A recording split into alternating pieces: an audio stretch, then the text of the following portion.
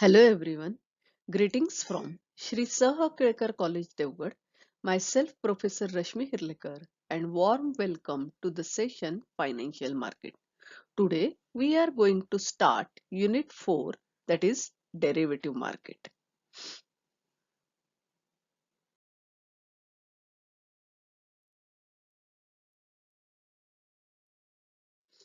Before discussing about derivative market, we must discuss about what is financial market. Financial market is a market where people trades in securities. आता मुळात derivative market हा एक financial मार्केटचा भाग आहे. त्यामुळे आपल्याला पहिल्यांदा फायनान्शियल मार्केट काय आहे हे माहीत असायला हवं. आपण यापूर्वीच्या अनेक लेक्चरमध्ये बघितलं की financial market is a market where people trade in securities. Then what is the meaning of securities? Securities includes stock, bonds, currencies and other financial instruments and derivatives. बघा security फायनान्शियल मार्केटचा अर्थ की ज्या ठिकाणी लोक सिक्युरिटी मध्ये trading करतात त्याला फायनान्शियल मार्केट असं म्हणतात. आता या सिक्युरिटी मध्ये काय काय येतं तर स्टॉक्स येतात, बॉन्ड्स येतात, करन्सी येतात, इतर फायनान्शियल इन्स्ट्रुमेंट येतात आणि या सिक्युरिटी मध्ये डेरिव्हेटिव्ह येतात. Derivative market is a component of financial market. म्हणजे अशा प्रकारे डेरिव्हेटिव्ह मार्केट हा एक फायनान्शियल मार्केटचा भाग आहे. Financial market is a market where people trade in securities. Financial market can be broadly classified into three types of market. First one is money market, second one is capital market, and third one is forex market. Money market is a market where short-term securities are traded. It means that the terms of securities is short term. What is the meaning of short term? Short term, it means the period of that securities, maturity period of that securities is lesser than 12 months. It is called short term.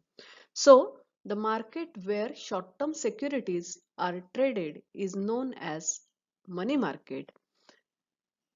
In capital market, long term securities are traded.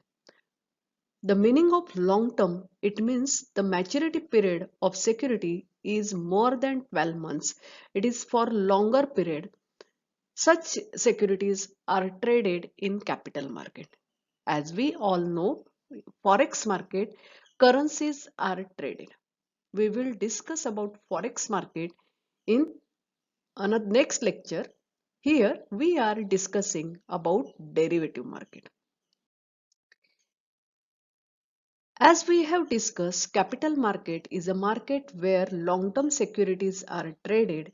Capital market can be broadly divided into two parts, debt market or bond market. And second part is stock market or share market. विद्यार्थी मित्रांनो, company ज्या वेळेला finance raise करते तर finance raise करण्याची काही माध्यमं आहेत, जसं की शेअर्स इश्यू करते आणि त्या माध्यमातून फायनान्स रेज करते, डिबेंचर्स इश्यू करते, परदेशातल्या कंपन्या बॉन्ड्स इश्यू करतात, आपल्याकडे गव्हर्नमेंट बॉन्ड्स इश्यू करतात.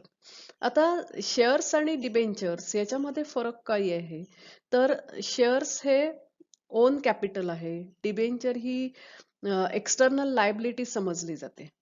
तर ज्या कॅपिटल मार्केटमध्ये डेप्ट मार्केट आणि स्टॉक मार्केट हे दोन प्रकार आहेत. डेप्ट मार्केटमध्ये बॉन्ड्स इश्यू केले जातात किंवा डिबेंचर्स इश्यू केले जातात.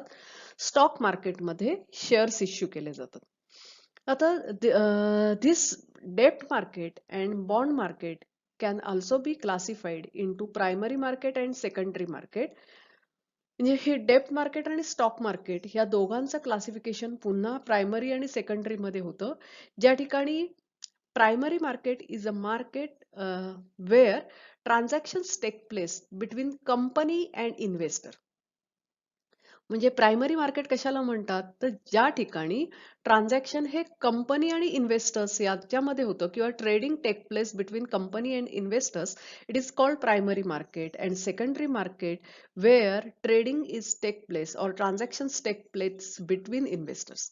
म्हणजे ज्या वेळेला फंड रेज करण्यासाठी कंपनी पहिल्यांदा शेअर्स इश्यू करते, त्याला आपण इनिशियल पब्लिक ऑफर असं म्हणतो, आयपीओ म्हणतो, किंवा कंपनी आपल्या सभासदांना शेअर्स विकते, त्याला प्रायमरी मार्केट असं म्हणतात. आणि नंतर कंपनीचं लिस्टिंग शेअर मार्केट स्टॉक एक्सचेंजला होतं. आणि नंतर हे शेअर्स जे लोकांना विकलेले असतात, ते लोक ज्यांना नको असतील ते पुन्हा विकतात, दुसरं कोणतरी इन्व्हेस्टर्स घेतो. त्यामुळे सेकंडरी मार्केट मधलं जे ट्रेडिंग आहे ते इन्व्हेस्टर्स मधलं ट्रेडिंग आहे. It means buyer and seller of securities are investors only. म्हणजे सेकंडरी मार्केटमध्ये बायर आणि सेलर हे इन्व्हेस्टर्स असतात, पण प्रायमरी मार्केटमध्ये सेलर हा कंपनी असते आणि बायर हा इन्व्हेस्टर असतो. डेप्ट मार्केटच्या बाबतीतही सेम आहे, स्टॉक मार्केटच्या बाबतीतही सेम आहे. विद्यार्थी मित्रांनो, आपण आत्ताच नुकतं बघितलं की फायनान्शियल मार्केट 3 मुख्य मार्केटमध्ये डिवाइड केलं जातं. मनी मार्केट म्हणजे ज्या सेक्युरिटीजची टर्म जी आहे किंवा त्याची मॅच्युरिटी पिरियड 1 वर्षापेक्षा लहान आहे, त्यांचं ट्रेडिंग मनी मार्केटमध्ये होतं. 1 वर्षापेक्षा जास्त टर्म आहे, लॉंग टर्म आहे, त्यांचं ट्रेडिंग कॅपिटल मार्केटमध्ये होतं. करन्सीचं ट्रेडिंग फॉरेक्स मार्केटमध्ये होतं. आपण डेरिव्हेटिव्ह विषयी विचार करतोय आणि म्हणून आपण कॅपिटल मार्केटचा अधिक डिटेलमध्ये अभ्यास करणार आहोत, कारण कॅपिटल मार्केटमध्ये डेरिव्हेटिव्ह येतात. आता हे कॅपिटल मार्केट पुन्हा डेप्ट मार्केट आणि स्टॉक मार्केटमध्ये डिवाइड झालंय, आणि डेप्ट आणि स्टॉक मार्केटचे पुन्हा पार्ट प्रायमरी मार्केट आणि सेकंडरी मार्केट आहेत.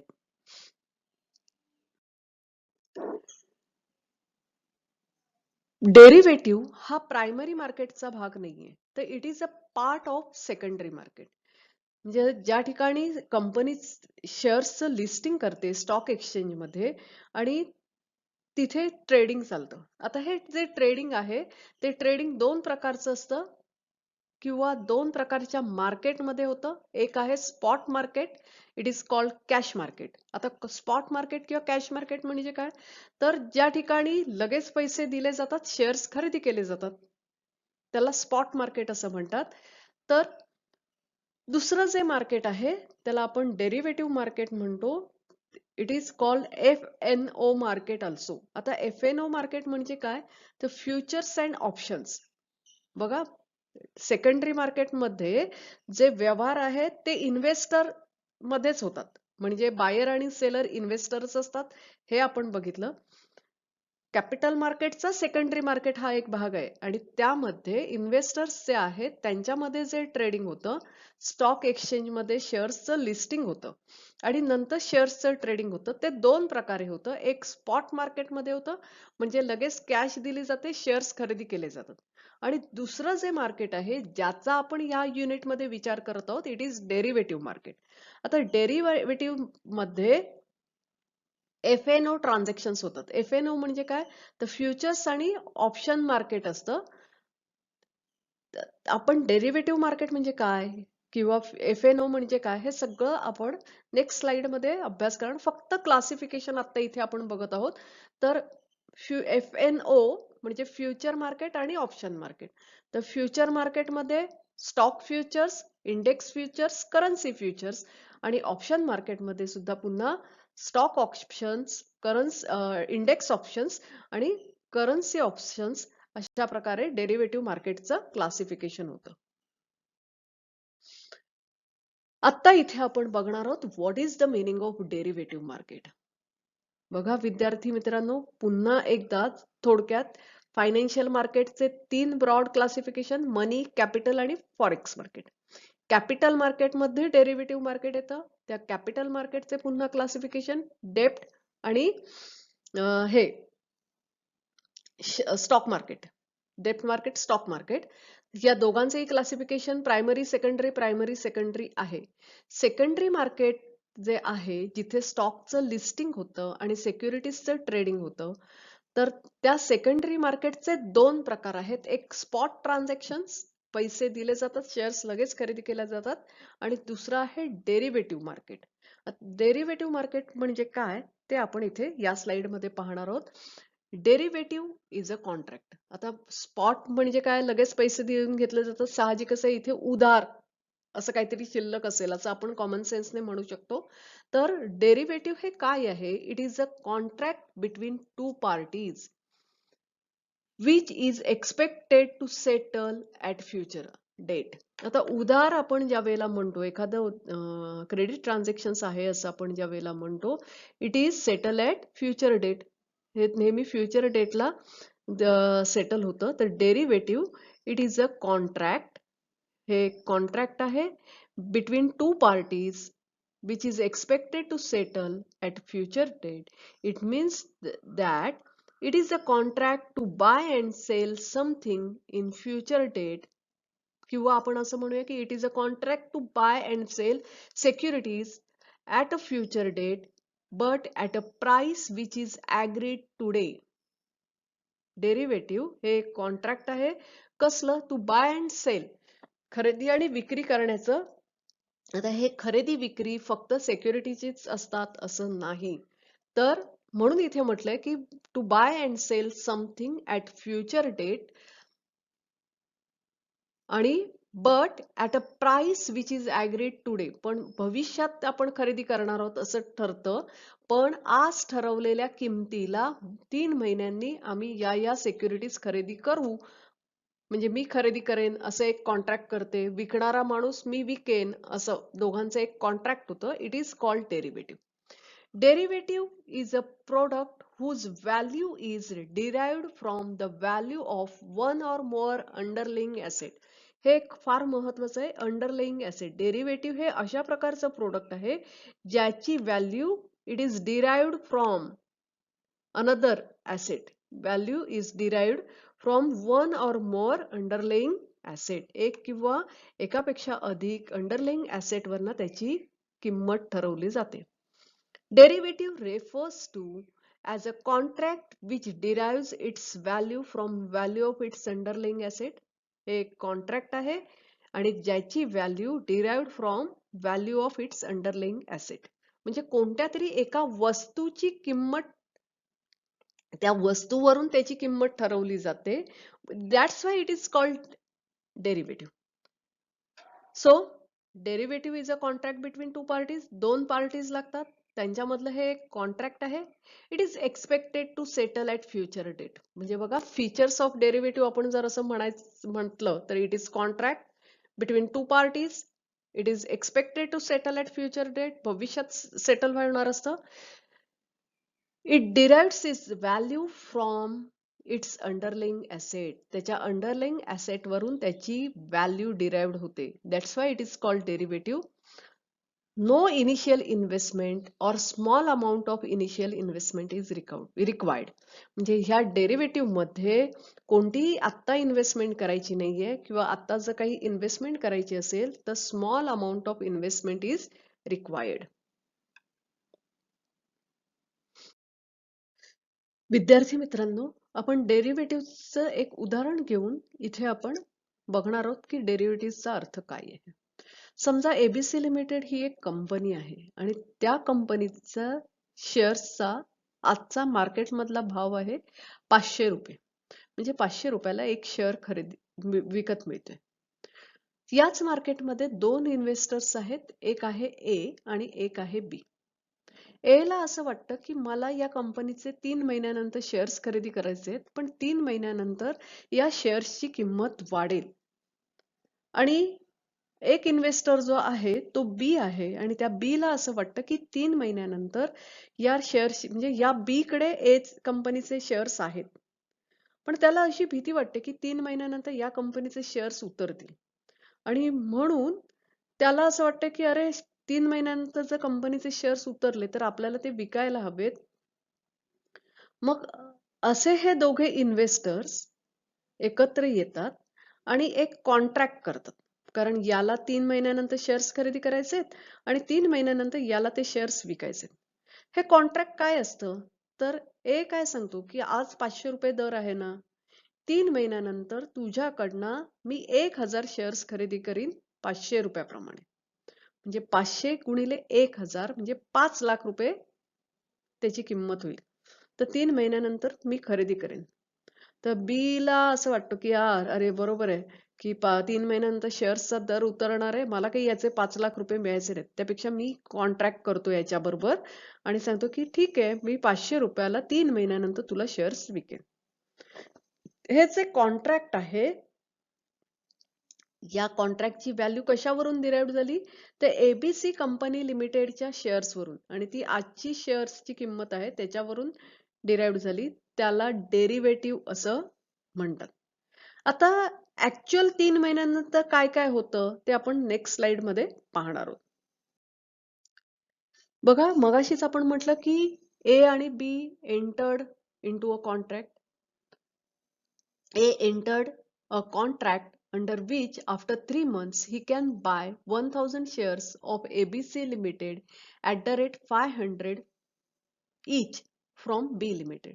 म्हणजे 500 रुपयाप्रमाणे 1000 शेअर्स ए हा खरेदी करणार आहे 3 महिन्यानंतर बी कडून. समजा असं झालं की after 3 months if the value of shares increase from 500 to 600. बघा, 3 महिन्यानंतर 500 रुपयाचं शेअर 600 रुपये झालंय. तर साहजिकच आहे ए चा फायदा झाला, कारण त्याला आज 600 रुपये किंमत आहे असताना सुद्धा 500 रुपयाला तो शेअर्स मिळणार आहे. The worth of this contract, आता ह्या कॉन्ट्रॅक्टची किंमत काय असेल? तर 600 मायनस 500 इंटू 1000, म्हणजे 100 into 1000, 1 lakh is the worth of the contract. Suppose after 3 months, समजा आपण मगाशी म्हटलं की 500चा 600 शेअर झाला, तर साहजिकच आहे ए चा फायदा होईल. पण उलट झालं की after 3 months if the price of shares turns to ₹480, म्हणजे 500 रुपयाचा शेअर 480 रुपयावर आला. The worth of the contract, कॉन्ट्रॅक्टची किंमत काय असेल?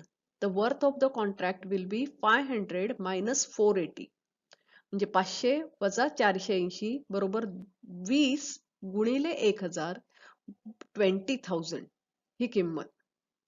आणि मग ए म्हणेल की अरे 20,000 माझं लॉस होतंय, तर त्यापेक्षा मी ओपन मार्केटमधनं खरेदी करेन. The option will not be exercise as it will be better to buy the shares in open market at 480.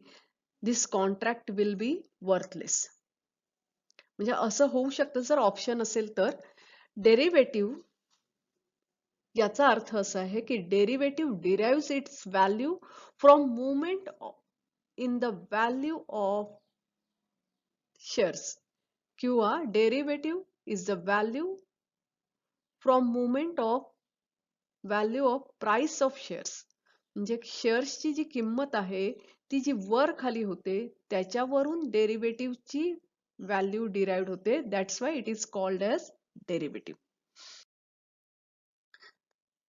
दस in derivative market underlying asset, म्हणजे आता आपण फक्त हे शेअर्सच्या विषयी बघितलं, पण अंडरलाईंग ऍसेट फक्त सिक्युरिटीज असतील का? नाही.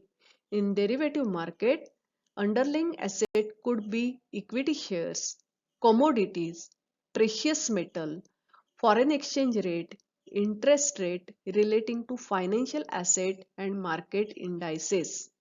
म्हणजे डेरिव्हेटिव्ह मार्केटमध्ये अंडरलाईंग ऍसेट शेअर्स असू शकतात, कमोडिटीज असू शकतात, प्रेशियस मेटल गोल्ड वगैरे असू शकतं, फॉरेन एक्सचेंज रेट असू शकतो किंवा इंटरेस्ट रेट असू शकतात. म्हणजे कोणतंही अंडरलाईंग ऍसेट असू शकतं रिलेटेड टू फायनान्शियल ऍसेट और मार्केट इंडायसेस. समजा आपण दुसरं उदाहरण इथे बघूया. अन इम्पोर्टर, समजा एखादा इम्पोर्टर आहे आणि त्याने माल इम्पोर्ट केला $10,000 आणि $10,000 माल त्याने इम्पोर्ट केला आणि त्याला 3 महिन्याचं क्रेडिट मिळालं.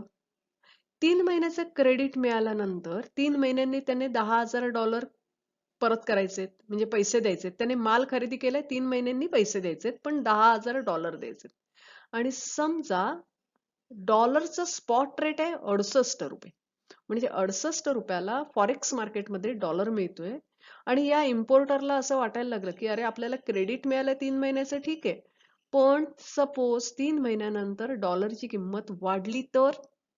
आणि याची भीती जी त्याला वाटते की risk of foreign exchange risk, तर ही रिस्क टाळण्यासाठी he enters into a contract. That contract is called derivative market. Today, we have discussed what is the meaning of derivative market with example. So, thank you for today and happy learning to you.